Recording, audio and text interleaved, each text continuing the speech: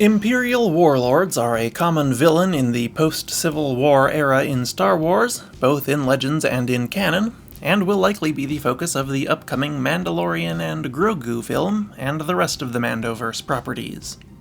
So in preparation for the pair's big screen debut, let's take a look at some of the ships they could be facing off against. I'm Joey from Radio Free Coruscant, and these are the best ships for Imperial Warlords in Star Wars.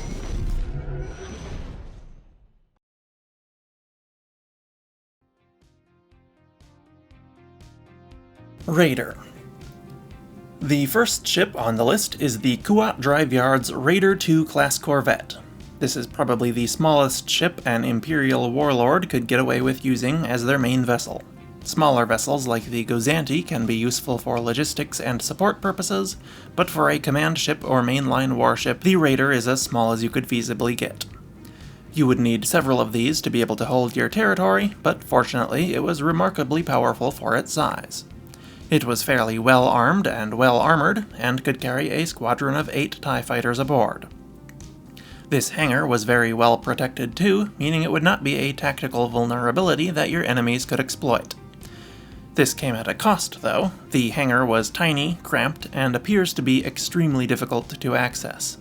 You would likely need highly skilled pilots to be able to exit and enter the hangar with any sort of urgency, and highly skilled pilots tend to be in short supply when you are on the run from the New Republic. However, this oversight could be compensated for by replacing the TIE fighters with more conventional starfighters that aren't quite as tall and could pass through the hangar doors in a straight line. You would probably not get to carry as many starfighters this way, unless you went with maybe an A-wing or something, but most starfighters are more powerful than standard TIEs anyway, so that should be fine. Near the problematic hangar is one of the most interesting features of the Raider, its set of large TIE-style solar collector arrays. We don't know a whole lot about what these do on the Raider, but presumably they supplement the power from its main reactor, improving its fuel efficiency and extending its range, just like on the TIE fighters. This would be an exceptional asset for warlords operating without the Empire's enormous logistics chain, especially smaller warlords who may not have yet been able to set up their own replacement. The Raider was said to measure 150 meters long, but its in-game models in Battlefront II, Squadrons, and Outlaws all measure about 200 meters long instead. Considering its TIE fighters barely fit in the hangar on this larger size, we must assume the 200-meter figure to be correct. Granted, this would make its bridge windows an enormous 2 meters, or 6 foot 7 inches, tall, but at 150 meters they would only be reduced to 5 feet. Still huge for a window. I'll let you decide which size to believe. It either had windows taller than the average human, or a hangar too small to fit its own fighter complement. The official size is 150 meters long by about 60 meters wide and 30 meters tall, but the canon game models measure 203 meters long by 81 meters wide and 39 meters tall. The rest of its stats, at least those we know for certain, are much more concrete. Its top atmospheric speed wasn't one of them, but based on its huge engines and aerodynamic profile, I would guess it to be around 1,000 kilometers per hour. It had a Class II hyperdrive as well. It was quite heavily armed with 12 dual heavy laser cannons, a concussion missile launcher, and 2 quad ion cannons. The heavy lasers are of particular interest, as they are retractable and lie beneath armored hull plates for protection.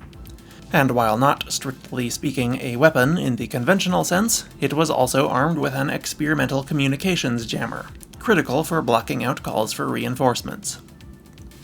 Plus, as mentioned, it carried a complement of up to 8 TIE fighters in a tiny armored hangar. All of that equipment required a crew of 92, made up of 15 officers and 77 enlisted men. It could also be flown by as few as 2 pilots for short periods in case of emergency. The ship could also carry 30 passengers, 3 months of consumables, and likely around 100 to 500 tons of cargo, or possibly more if you convert the hangar into a cargo bay. All of that came in at a fairly reasonable price of 3 million credits, making it perfect for both a small-scale warlord looking for a flagship, or a larger operation needing patrol ships or starfighter screening craft. Arquitens. For a similar but slightly larger ship, you could consider the Kuat Drive Yard's Arquitens-class light cruiser. This wasn't so much a ship class as it was a hull pattern, as there were an oddly large number of variants of it, each in a different size with a different weapon loadout. In fact, I'm not sure if any two Arquitens were truly identical. But regardless of model, these were one of the most popular ships in both the Republic and Imperial navies, and are sure to please any sort of Imperial Remnant or Warlord. In fact, you wouldn't even need to be an Imperial Warlord to be able to use this ship. I focused on the Empire here because 4 of the 5 ships I initially had on my list ended up being Imperial, and I thought it would be weird to have only one that wasn't, so I swapped it out for another Imperial one. But despite that, all of these ships would be useful to crime lords, pirate lords, and any other types of warlords, regardless of party affiliation, especially the Arquitens. The Ark's long history means that there would be a lot of them floating around in shipbreaking yards and dry docks, ripe for the stealing.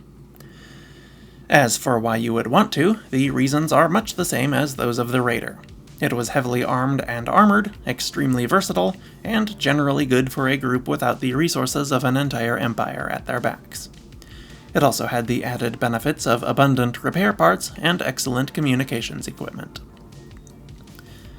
Because the Arquitens class is really more like 4 ship classes that all look the same, we're just going to cover the original Republic cruiser model's stats for simplicity's sake. The Empire's Arquitens command cruiser could be both smaller and larger than the original, and the Class 546 cruiser retrofit, while supposedly designed to just make the ship faster, seemed to be significantly larger yet. So we'll just go with the original version, which was also the most common.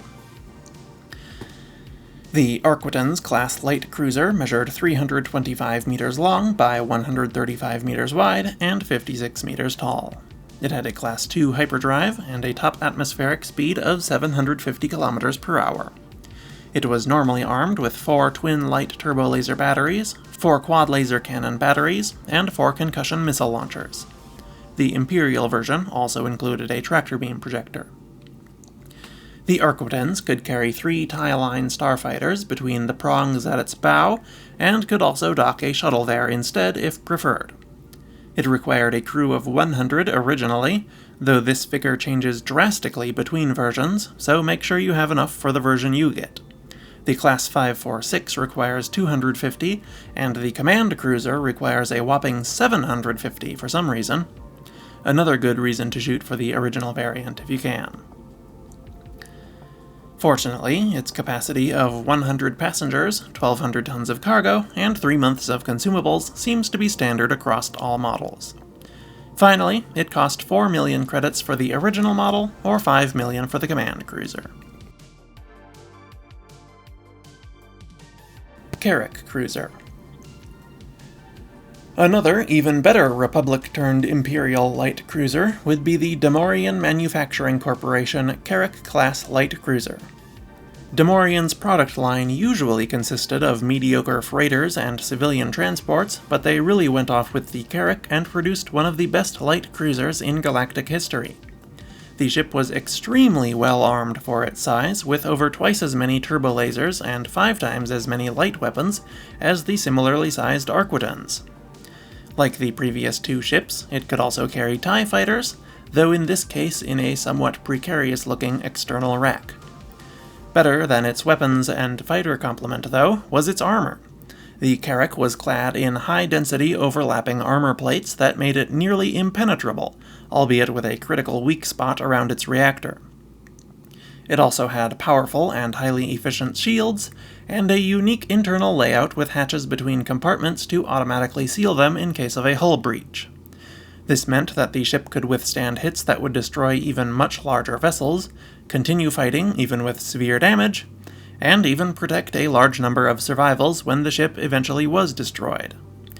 This survivability made it one of the most popular ships to serve on amongst Imperial Navy personnel.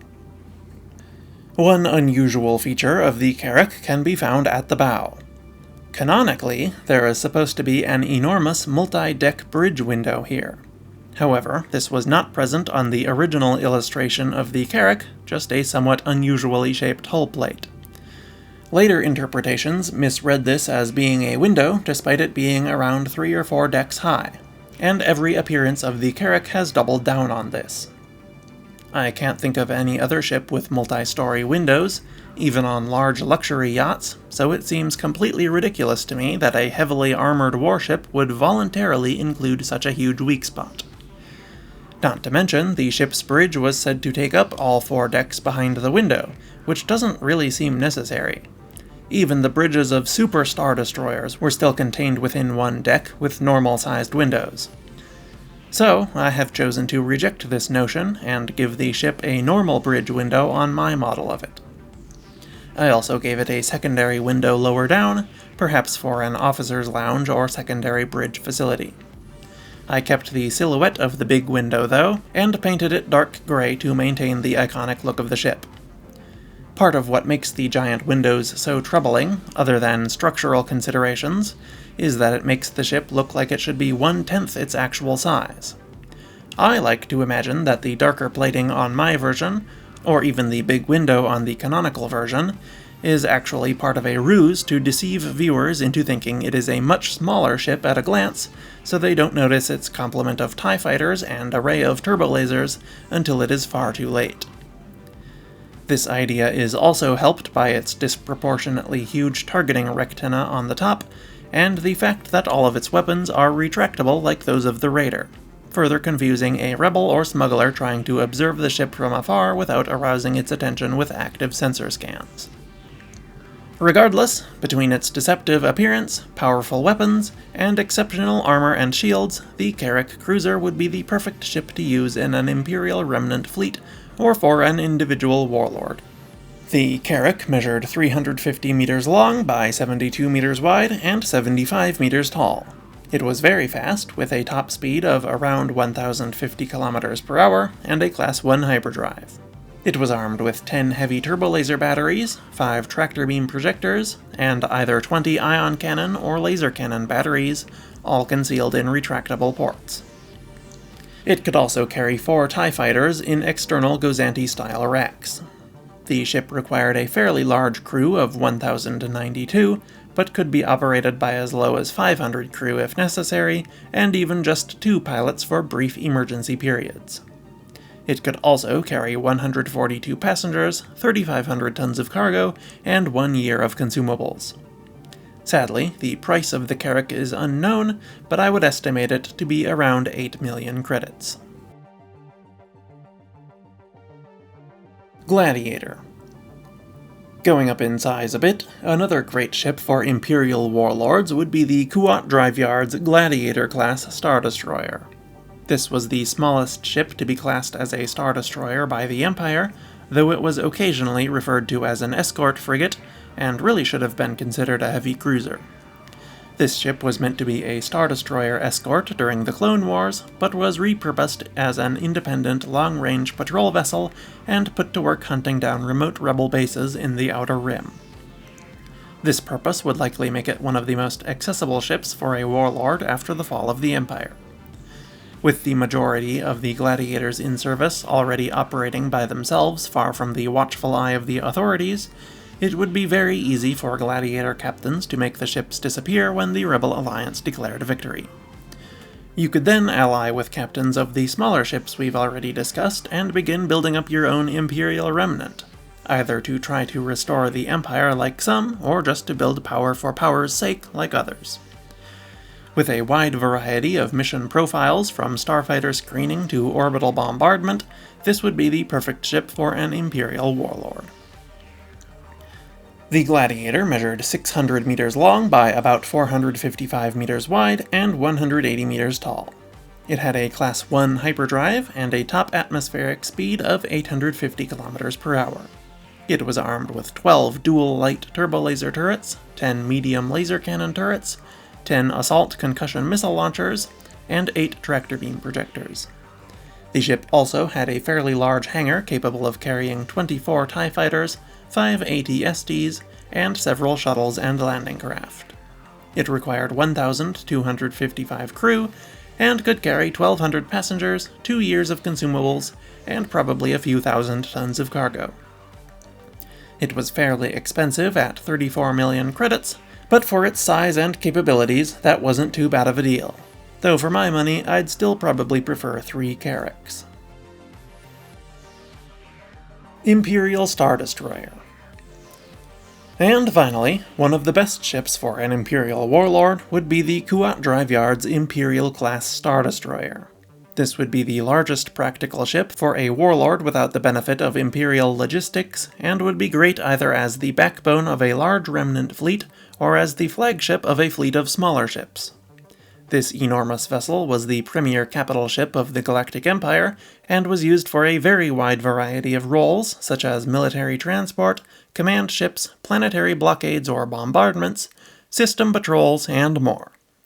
I don't really think I need to elaborate on this one too much. As one of the most common and fearsome capital ships in galactic history, you are probably already well aware of its capabilities.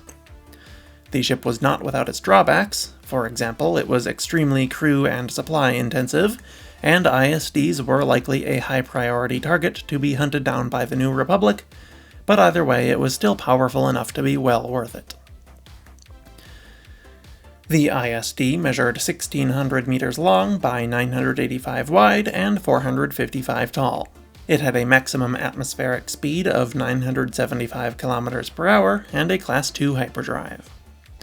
The original Imperial I model was armed with 6 dual heavy turbolaser turrets, 2 dual heavy ion cannon turrets, 2 quad heavy turbolaser batteries, 3 triple medium turbolaser turrets, 2 medium turbolasers, 60 heavy turbolaser cannons, 60 ion cannons, 4 point defense laser cannons, 2 heavy tractor beam projectors, and 1 pursuit tractor beam array. The Imperial II had a simpler and more powerful loadout, with 60 triple medium turbolasers, 60 heavy ion cannons, 8 octuple turbolaser batteries, 6 dual concussion missile turrets, and 10 heavy tractor beam projectors. Regardless of variant, the ship could carry a wide variety of embarked craft. A typical loadout would include 72 tie-line starfighters, including 48 standard ties and 12 each of 2 other types. It would also carry several each of various types of landing craft, troop transports, gunships, shuttles, walkers, and other ground vehicles. The ship required an enormous crew of 37 to 47,000, including over 9,000 officers, nearly 28,000 enlisted crew, and just 275 weapons technicians. It also required a few thousand droids, and could be operated by as few as 2,000 total crew if necessary. The ISD could carry 9,700 passengers, 36,000 tons of cargo, and 2 years of consumables. It was very expensive at a cost of 150 million credits, but for all it included, it was worth every penny. And those are the best ships for Imperial Warlords in Star Wars. Please let me know which of these is your favorite, or what you would use instead in the comments. I'd also love to know if you would rather be a solitary warlord, or if you'd try to band together with others to form your own Imperial remnant, like the Empire of the Hand, the Shadow Council, the First Order, etc. But anyway, thank you for watching, and I will see you next week. RFC, out.